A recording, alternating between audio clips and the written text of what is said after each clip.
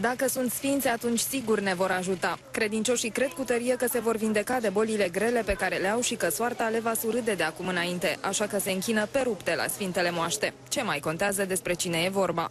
Cine a fost Dacie și cine a fost Dimitru? Dumnezeu știu cine a fost din sigur, sunt tânăr față de ei. Am Sfântul...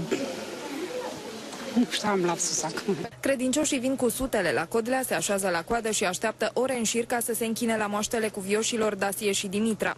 Sunt convinși că îi vor scăpa de necazuri și îi vor vindeca de boli. Aduc cu ei și obiecte ale rudelor bolnave care nu se pot deplasa, încrezători în puterile tămăduitoare ale sfinților. Nu vă rugați așa la niște sfinți despre care nu știți? Totuși ne rugăm pentru că din ăștia n-am mai auzit până acum, adică de fapt nu. Eu vin la biserică tot timpul, dar nu, știți. Dacie, asta nu știu exact, pentru că nu este sfânt român. Aflăm de la preot că Dacie s-a jertfit pentru creștinism când a fost capturat de romani, iar Dimitra a fost căsătorită cu un bărbat foarte bogat, așa că toată viața a avut grijă de oamenii săraci. La 100 și aproape 50 de ani după ce a fost exumată, s-a găsit trupul ei intact, frumos mirositor și apoi, sigur, a fost canonizată ca și cuvioasă.